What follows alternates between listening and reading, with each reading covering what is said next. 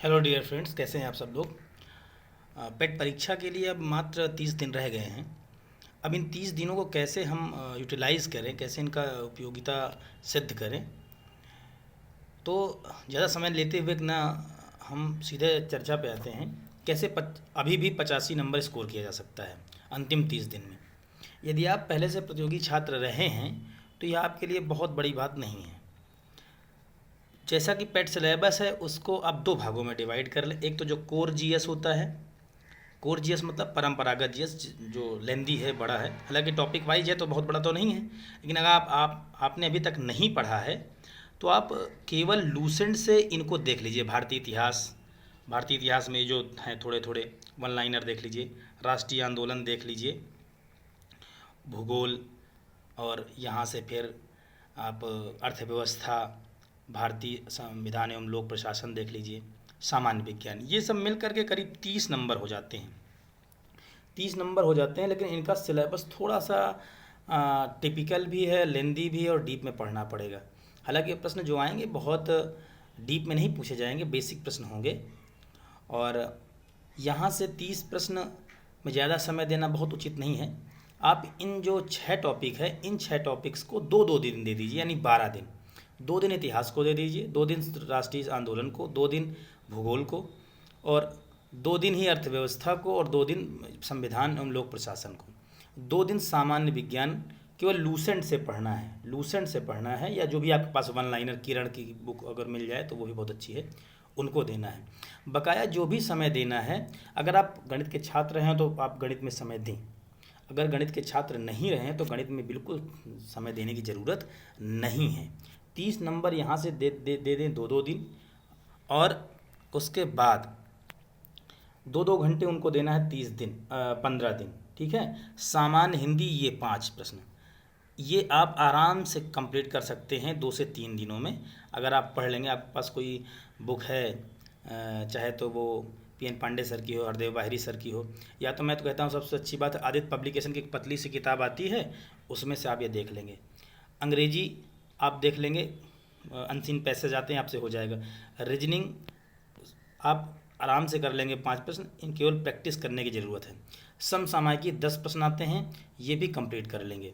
सामान्य जागरूकता, अगर आप नहीं, आपके पास कोई स्रोत, तो आप स्पीडी से भी मिल जाएंगे। भारत के पड़ोसी देश, देश राजधानी, लोकसभा, राज्यसभा, विधानसभा, ये सब विश्व संगठन, उनके मुख्यालय, और ख़ासकर ये 10-10-10-10, ये जो अपठित हिंदी गद्यांश 10 नंबर का, ग्राफ की उचित व्याख्या एवं विश्लेषण 10 नंबर के, और तालिका की व्याख्या एवं विश्लेषण 30 नंबर ये यहाँ से, 5 नंबर रीजनिंग का 35, और 10 नंबर ये करंट का 45, और 5 ये, मतलब 50 नंबर यहाँ से बहुत इजीली लाए जा सकते हैं इधर से।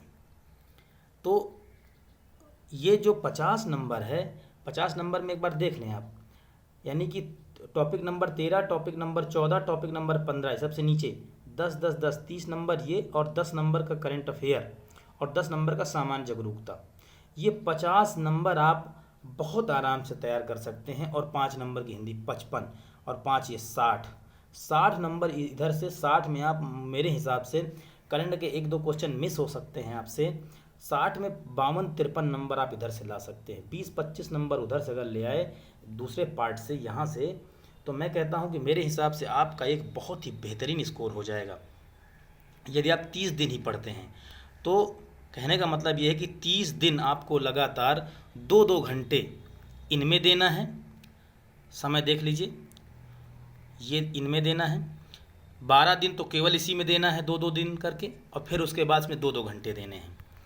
एक ये स्ट्रेटजी हो गई, और ये बहुत अच्छे से तैयार कर लेना है इधर का स्कोर, यानी तालिका, ग्राफ, अपठित गद्यांश, रीजनिंग, और ये सामान्य अवेयरनेस, जनरल अवेयरनेस है, और ये भारतीय वैश्विक करंट अफेयर, ये देख लेना है हिंदी के 5।